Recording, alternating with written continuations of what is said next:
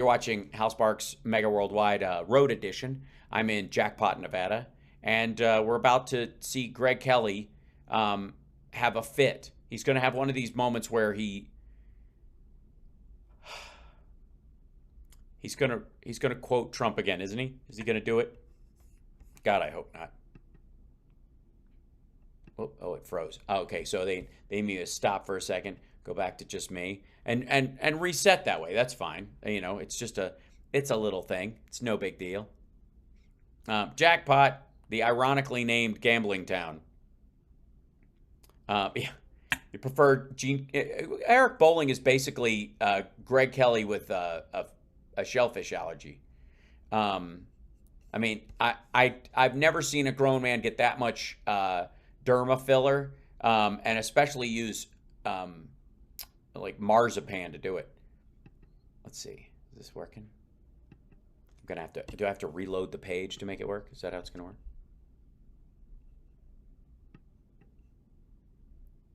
It's loading. There you go. Hold on. Nope. Okay, good. Oh, look at this. So let's go back here to comms. So this is, he's talking about the very same thing. And which one, knowing Greg Kelly, which one of these candidates do you think he's going to have issues with? Which ones are going to make him feel the warm and tinglies? And which ones are going to make him feel really weird? That's curious, isn't it? Let's find out.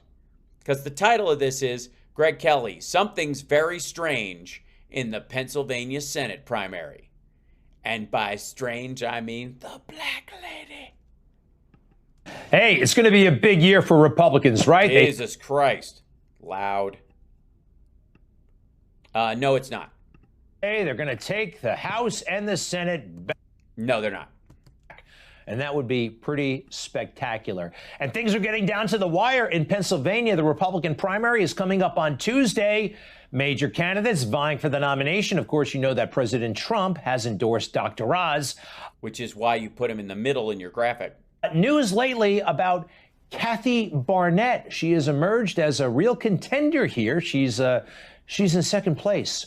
And those who admire her say she's just like Trump, you know? I mean, she's passionate. She's got such a story. And, you know, and she's black. When I look at her, I realize, yeah, she's just like Trump, except she lacks the talent, the intellect, the success, the record, and the lack of melanin. Genius of Trump. Ouch. This person is a mystery. They'd be taking a very, very big risk. Yeah, you don't know anything about her. I mean, there's like something, I don't know, dark about her. Something, you know, we need people who are so white their skin is translucent. Kathy Barnett. This, I believe the people I'm talking to, actually, that this is the Democrats' dream nominee for the Republican Party. Why? Why would Democrats want their candidate to have to run against a black woman in Pennsylvania? In many ways, there's a lot of can we find a Candace Owens that will run in the Republican Party that this reeks of? They like her story, which could very well be a fake. You don't realize this about her. Uh-oh. She says she's a conservative. I'm not buying it. Yeah, Greg knows conservative.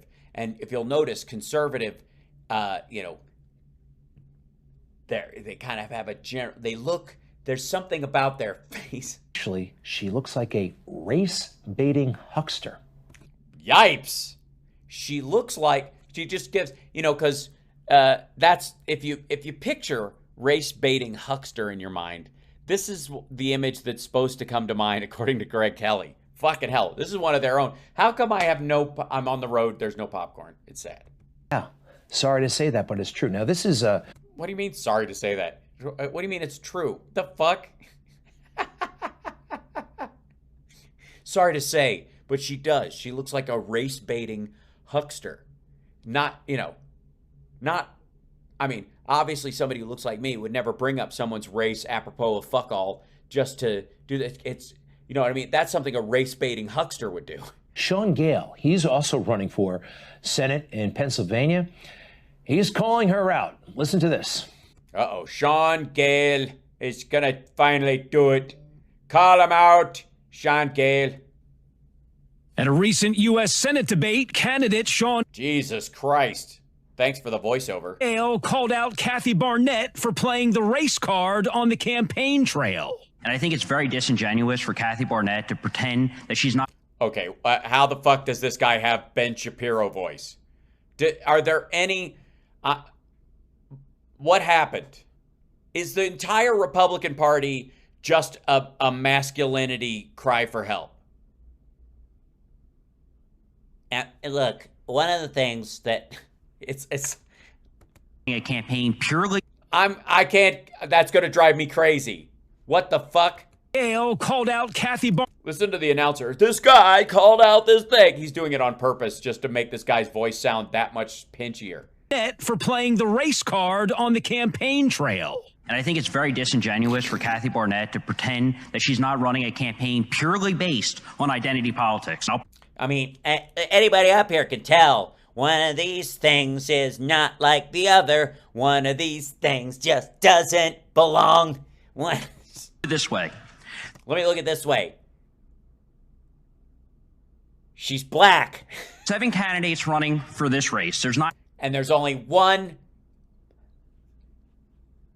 for governor. There's only one candidate that has to put her picture on the sign, and that's Kathy Barnett. Wait a minute. What?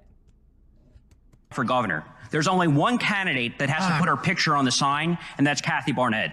Whoa. Listen to that. Identity politics. I'll prove it this way. There's 7 candidates running for this race. There's 9 running for governor. There's only one candidate that has to put her picture on the sign, and that's Kathy Barnett. What? Wait a minute. Hold on. She's running as a Republican, and she has not put her face on there because this dude thinks that if she just put her face on her lawn signs or whatever the fuck, or had a picture up of her, people would go, black lady, no way. Holy shit. Why won't she put her face on there? I would be ahead of her if people knew she was black. On the sign, they're talking about those yard signs, right? You put them on the lawn and kind of shows you how enthusiastic people are or aren't, depending on how many signs are out there. Yeah, and it's weird that apparently in a Republican Party, it's running while black is considered a liability. Fuck me. This is fucking horrifying. What? What? How is this? How does this escape their faces and they don't punch themselves? Good fucking God. Yeah, what did he say? There's only one candidate that has to put her picture on the sign, and that's Kathy Barnett. Picture on the sign. They're talking about those yard signs, right? You put them on the lawn and kind of shows you how enthusiastic people are or aren't, depending on how many signs are out there. Yes, people aren't enthusiastic if they only have one sign that shows that they're voting. Since they only have one vote themselves, who gives a shit? And he says her picture is on, but nobody else's. Let's take a look. Dr. Oz has no picture. Okay. Oh, I see. So she does have her face on. His rival, McCormick, no picture. And let's see, Kathy Barnett. Oh, so he's afraid that she's going to get points for being black. Mr. Gale, no picture. What about Kathy Barnett? All right, there is a picture. It's not such a deal in my book. However, that's her. Is that her putting her own sign in her yard? However, listen to why she put her picture on that placard and what she says people should say about her. Listen to this. Oh, God. I'm a black conservative, and we shouldn't be ashamed of that. And, oh, God. Get my yard sign, get my palm card. If you're really hesitant about speaking, get the palm card, pounce on your neighbor, and just hand them the card. And if they say, no, I don't want it, shame them. Really? You don't want to support the first black person? Are you a racist? Say it to them. That's what they say to you. She's talking about your Democratic neighbor. She's not talking about Republicans per se. She's saying use identity politics against the left. That's what she's running on. She's full on Trumper. You think I put my little black face on my yard sign? That's not funny. Neither are you, Greg. Fucking hell. That kind of mentality is dangerous. And yeah, it could start fights. Can you imagine conservatives saying they're going to vote for a black lady, talking to Democrats and saying, this is who I'm voting for, and they can go, oh, that's lovely. I'm glad you guys are opening up. Cool. No, I'm voting for Fetterman. But that's, yeah, it's dangerous. That's what's happening because, quite frankly, I believe... Yeah, and again, she's talking about your Democratic neighbor. She's saying, like, make them put my yard sign for Senate in their yard if they're, a liberal or a progressive or a Democrat or a commie or whatever she was calling them before that part. Sean Gale political ad. Look at that. Look at that. Look at right there. Snipped it out, and then Greg snipped that part out. If she were white, she would not be at all competitive in this race. Ouch. You know what it is? It's the Republicans it's the woke Republicans. That's what we've discovered it. That's what settled it. It's woke Republicans. George W. Bush, for all of his faults, called it the bigotry of soft expectations. She is... What? That's not what they're talking about. They're talking about, like, welfare and shit. The bigotry of soft... and it's low expectations. George W. Bush, for all of his faults, called it the bigotry of soft expectations. Low expectations. Fuck. She has gotten away without answering very basic biographical questions. And here... Like... Has she ever voted in a Turkish election? And did she vote in the last 2 American elections? Or at any time in her time here, was she voting in both? And if so, why? Why won't she answer those questions? Oh, shit. Now it only gives me a limited amount of time. You're watching Hal Sparks Mega Worldwide, by the way. And we're dealing with Greg Kelly because he's sort of a pitiful dude. Hold on. Let's see this. Hold on. Got to roll this back. In this race, George W. Bush, for all of his faults, called it the bigotry of soft expectations. She has gotten away without answering very basic biographical questions. And here are some that she is very cagey about. Number 1, the name of her hometown. Hold on, pause. For some reason, hold on. Sorry, guys. My screen drops out sometimes. The software is very quirky in that regard. Here you go. She wouldn't put that out. We'll have her partial answer in a moment. Some other basic questions that she...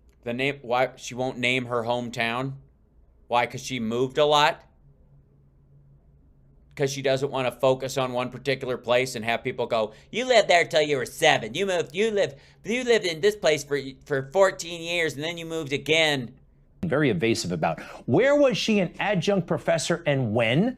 Yeah, she's probably got one of those fake Obama diplomas. Number 3, when was she in officer candidate school? Oh, her military record is a great big black hole. And what kind of hole, Greg? 4, the question is, when did she move from Virginia to Pennsylvania? She says in her book bio from 2018 that she lived in Virginia. So what year did she move to Pennsylvania? All right, so she lives in Pennsylvania now, right? Competitive now, and people are asking questions. Her answers are weird. Certainly not as weird as this segment, by the way. Also, I'm happy to defend this woman just because Greg Kelly is a creep.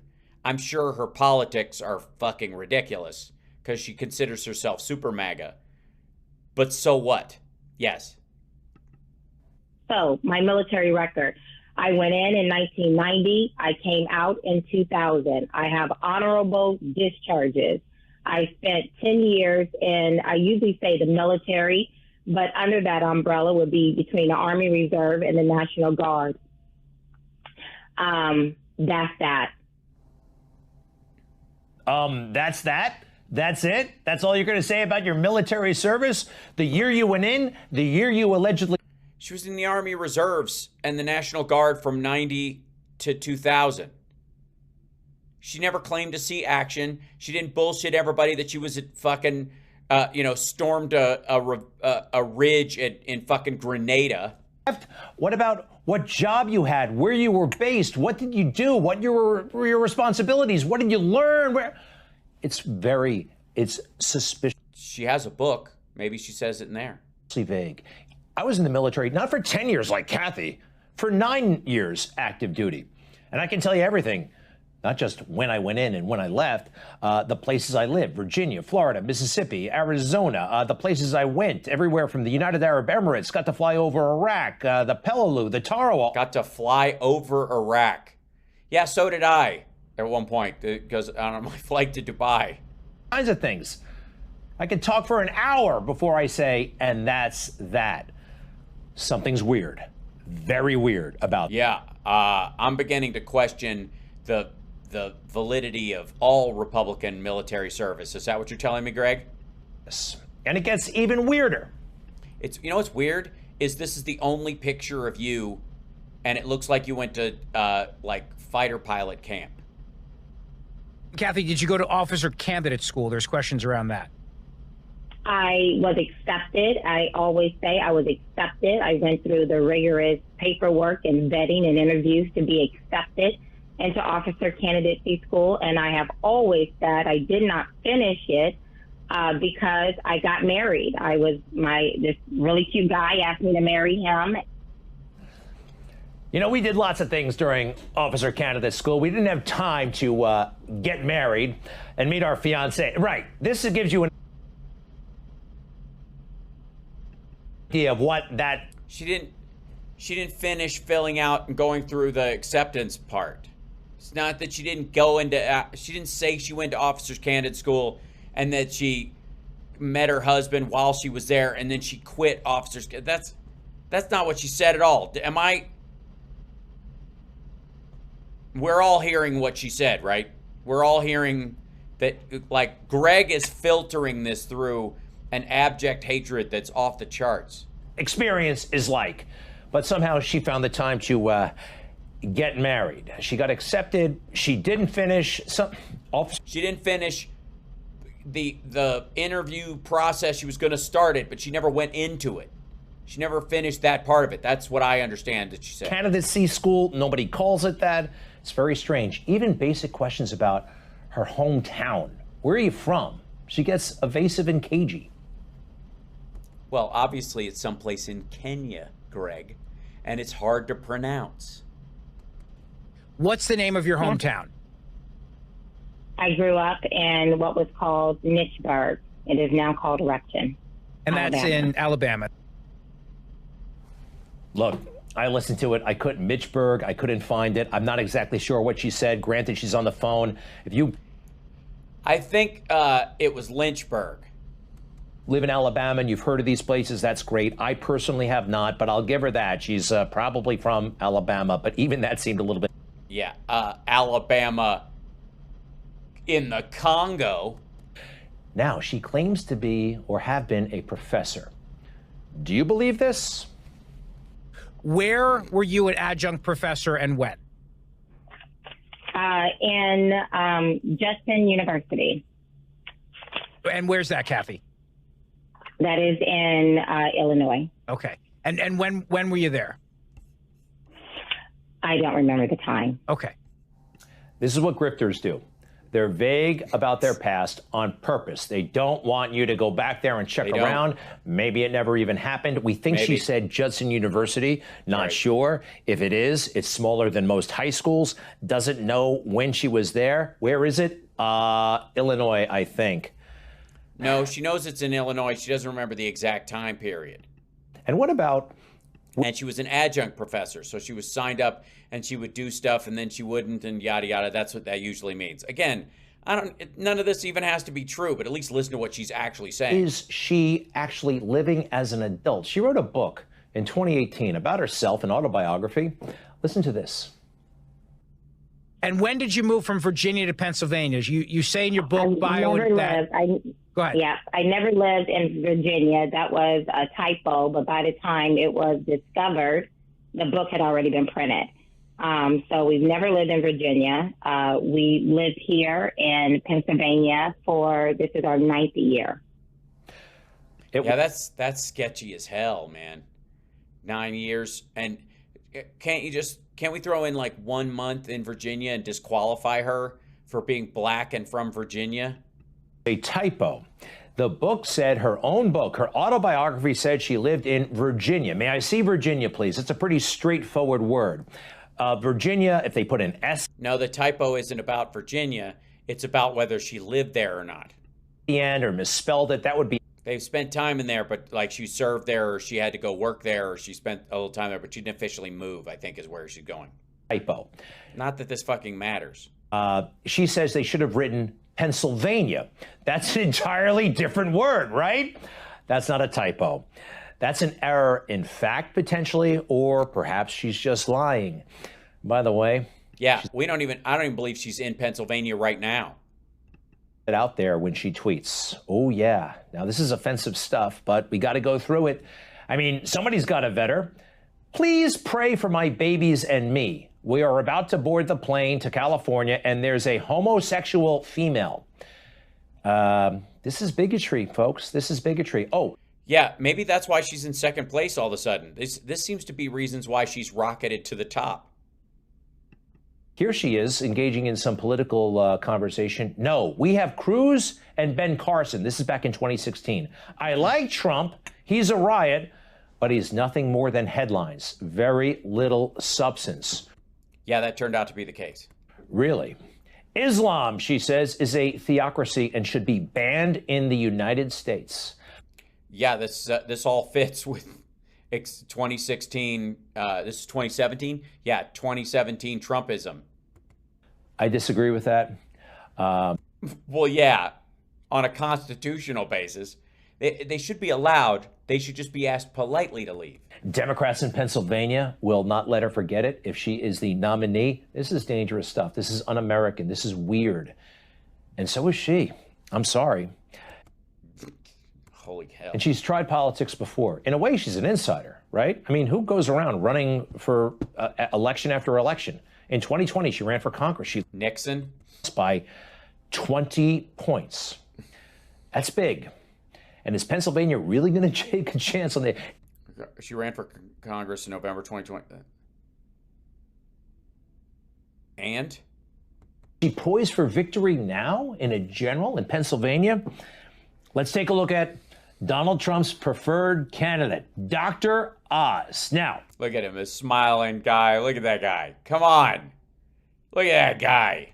Some people say, oh, he's too Hollywood. I'll get to that in a moment. But yeah, nobody's too Hollywood for you, Greg. Remember, Donald Trump picked him. Yeah, so what? Shut your hole, okay?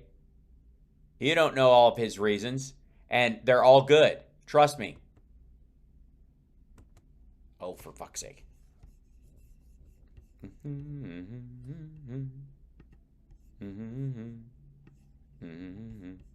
have to go back to me and then draw this out. For some reason, like I said, I think it's the internet in this hotel. My display keeps kicking off for some reason. And let me see, hold on, preview mode anyways. That'll help me fix this business. And then we go to the source. Oh, hold on.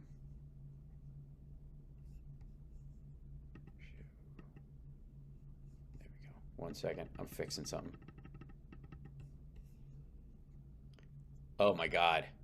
Oh God, this is horrifying. so many similarities between Dr. Oz and Trump. Yeesh. Oh, play you silly. Oh, I've got to go back to the original screen to just me. And then I can... where is he? He's here. There we go. How they always play it. These coming weeks are going to be the... Hold on. In a general in Pennsylvania, Donald Trump picked him above all the others. By the way, I endorsed another person today, Dr. Oz in Pennsylvania. Dr. Oz. Dr. Oz is totally America first. He's a world-class expert. He can open your chest and operate. Oh, but I've heard... Oh, don't get carried. You can open your pants and operate, too, it sounds like, Greg. Calm yourselves. Complaints. Friends with Oprah. You can't trust anybody who's friends with Oprah, right? That's the... By the way, those aren't complaints. Those are complaints from within the Republican Party. What about Donald Trump? We trust Donald Trump? Yeah, you love him, don't you? You love Donald Trump, and he loves you. You want to see pictures of him with Oprah? Get ready. With Oprah? You better believe. There they are with Oprah. She had him on Oprah. They talked to Oprah. They would smile together, take pictures at events. She grew to hate him because she realized over time that he wasn't just a mouth. He was kind of a scumbag.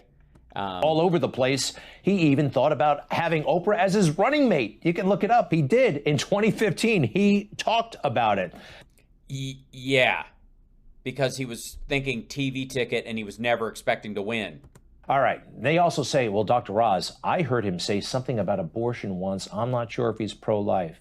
Yes. Something about, ew, gross. What is happening there, Greg? Who does that when they speak? What kind of tongue? Somebody call Dr. Scott. This is that's a tongue jut for the ages. Donald Trump turned out to be the greatest pro-life president this country has ever had. If it weren't for Trump, Roe would not be on the verge of being overturned. But this used to be Donald Trump. He said this. This is not altered. This is real. Partial birth abortion, the eliminating of abortion in the third trimester. Big issue in Washington. Would President Trump ban partial birth abortion? Well, look, I'm very pro-choice. Very pro-choice to the most pro-life president we ever had, the most significant, Roe v. Wade. Yeah, it's done. Yes, the candidate that Greg Kelly loves and clamors for, brought to you by progressive regressives who hated Hillary Clinton and just held their nose and went, well, yeah, besides, what's the big deal? That guy. Could be gone very soon because of him. And he evolved on the issues. He did. Yeah, he evolved on Afghanistan. He evolved on his taxes. He evolved on his healthcare plan. He evolved on infrastructure. He evolved on, he evolved towards not doing them. Leave Dr. Oz. I'm not officially endorsing anybody.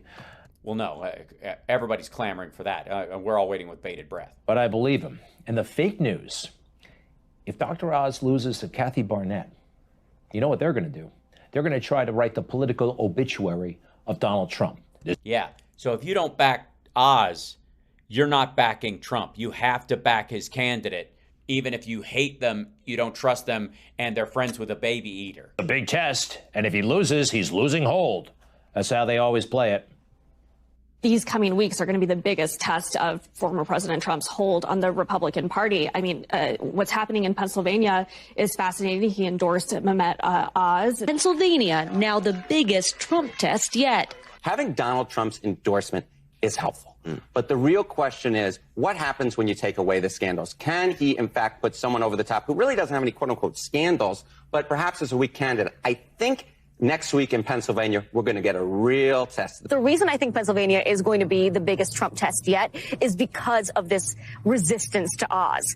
If Oz does win, that's going to say a lot about the Trump influence. If Oz wins here, it really is that means that 40% undecided was waiting for the Trump bats. By the way, no. If Oz wins by 2 fucking points in a 5-person field, everybody at 24% or something, when 75% of the other voters in the primary are voting against the candidate, that is not a death grip on the fucking party. That's not a mandate. And they are at the bit, the fake news. They want Oz to lose. They want this Kathy Barnett. Kathy Barnett. Oh, the fake news and the Democrats' dream. Her or Dr. Oz. Remember, Donald Trump's choice for this is Dr. Oz. Yeah, remember, okay? Remember. It's if you don't choose Oz, you're not choosing Trump. And then who are you? What are you doing here? Why are you alive? What is your life about? And you think about what Donald Trump has done, what he does almost every weekend night. He goes golf to he goes far away from his home in Florida to campaign in the rain for the good of the country. No, he does it for his super PAC. That's why it says Save America, and it's paid for by Mike Lindell and the candidates' campaigns themselves. They basically pay him to come there and do the endorsement, and then they raise money from that. The money goes into the super PAC, and he can use it however he wants. Frankly, I think Republicans in Pennsylvania, I think they owe it to President Trump. Yeah, I mean, don't we all? Doesn't everyone owe it to President Trump? I mean, think about it. We all have outstanding debts to Donald Trump, don't we? Come on. You know we do.